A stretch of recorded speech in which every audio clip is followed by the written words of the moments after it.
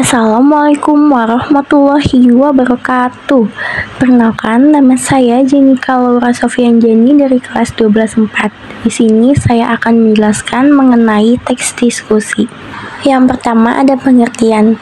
Teks diskusi adalah jenis teks yang menyajikan dua atau lebih pendapat yang saling bertentangan mengenai suatu isu atau masalah, dengan tujuan membahas isu tersebut dan mencari kesepakatan atau pemahaman bersama.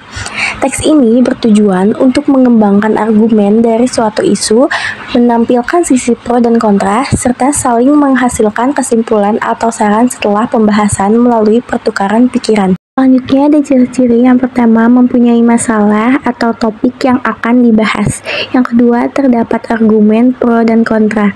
Yang ketiga, memiliki kesimpulan dan revolusi.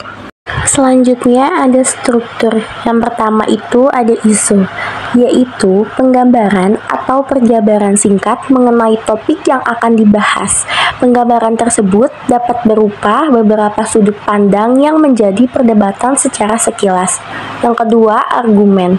Argumen berisi sanggahan atau pernyataan yang menguatkan salah satu posisi yang terbentuk pro, mendukung, dan kontra, menolak. Yang terakhir ada kesimpulan, yaitu akhir dari teks diskusi yang berisi kesimpulan dan saran yang dituangkan dalam bentuk rekomendasi atau penyelesaian suatu masalah. Lalu selanjutnya ada tujuan. Yang pertama, menyajikan pendapat pro dan kontra. Teks ini mengungkapkan berbagai sudut pandang, baik yang menyetujui pro maupun menolak kontra suatu permasalahan. Yang kedua, menciptakan pemahaman bersama. Diskusi bertujuan untuk saling memahami perspektif dan dari pihak yang berbeda. Yang ketiga, mencari kesepakatan. Meskipun tidak selalu berakhir dengan kesepakatan, diskusi dapat bertujuan untuk mencapai solusi atau kesimpulan yang lebih matang. Yang terakhir, menguji sistem respon terhadap isu. Teks diskusi juga bisa berfungsi untuk mengeksplorasi respon terhadap suatu isu dari berbagai sisi. Selanjutnya ada jenis-jenis teks diskusi. Yang pertama ada seminar. Seminar adalah pertemuan akademik yang bertujuan untuk menyampaikan informasi mengenai suatu topik kepada peserta dalam seminar. Biasanya terdapat sesi tanya jawab antara peserta dengan narasumber, diskusi kelompok antar peserta, hingga kegiatan interaktif lainnya. Yang kedua ada diskusi panel. Diskusi panel adalah sejenis pertemuan atau forum diskusi yang melibatkan sekelompok pembicara, biasanya pakar di bidang tertentu.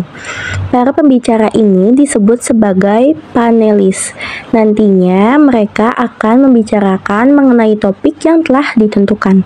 Yang ketiga ada simposium. Simposium adalah pertemuan ilmiah yang membahas dan mempresentasikan hasil penelitian, pemikiran, atau isu-isu terkini dalam suatu bidang tertentu. Pembicara dalam simposium biasanya merupakan seorang ahli di bidangnya. Setelah sesi presentasi berakhir, terdapat sesi diskusi antara peserta dengan pembicara. Yang keempat ada lokakarya. Lokakarya adalah kegiatan pemilihan yang berlangsung pada jangka waktu tertentu. Dalam lokakarya, peserta dapat terlibat langsung dalam praktek maupun diskusi. Nah, diskusi lokakarya sendiri bertujuan untuk memperdalam pemahaman peserta, membangun wawasan antar peserta, hingga memfasilitasi peserta agar belajar lebih aktif. Yang kelima ada kongres. Kongres adalah pertemuan besar yang melibatkan peserta dari berbagai daerah, organisasi, atau latar belakang. Biasanya membahas dan mendiskusikan suatu topik di bidang tertentu. Yang keenam ada konferensi. Konferensi sendiri adalah pertemuan resmi yang diadakan untuk membahas pikiran, penelitian, atau isu-isu terkini. Biasanya melibatkan peserta dalam berbagai latar belakang, mulai dari akademis, penelitian, praktik industri, media, hingga pihak-pihak yang berkepentingan. Yang ketujuh ada sarasehan. Nah, sarasehan juga merupakan forum diskusi, namun lebih santai. Topik yang dibahas pun biasanya berbagai macam, cuma memang lebih ringan dan formal. Yang kedelapan ada Muktamar.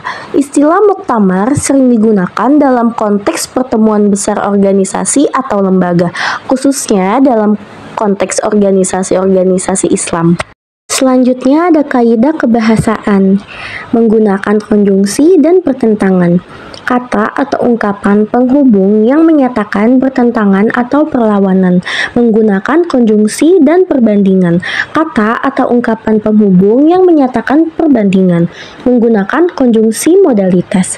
Suatu uraian atau pembahasan dalam bentuk kalimat yang menunjukkan pernyataan, keinginan, sikap, perasaan si pembicara mengenai keadaan suatu perbuatan terhadap lawan bicaranya. Selanjutnya menggunakan kohesi leksikal dan gramatikal, ditulis dengan bahasa Indonesia yang baik agar memudahkan audiens untuk memahaminya. Baik tema, judul, hingga gagasan utama harus saling terkait dan tidak boleh melenceng dari masalah yang sedang dibahas. Nah, yang terakhir ada langkah penyusun teks diskusi. Yang pertama, menentukan topik yang akan dibahas. Yang kedua, mencari informasi mengenai topik yang dipilih. Yang ketiga, menyusun kerangka teks diskusi. Yang keempat, mengembangkan merangka menjadi teks diskusi. Baik, segitu saja yang dapat saya sampaikan mengenai teks diskusi. Kurang lebihnya mohon maaf bila ada salah kata. Wassalamualaikum warahmatullahi wabarakatuh. Semoga bermanfaat.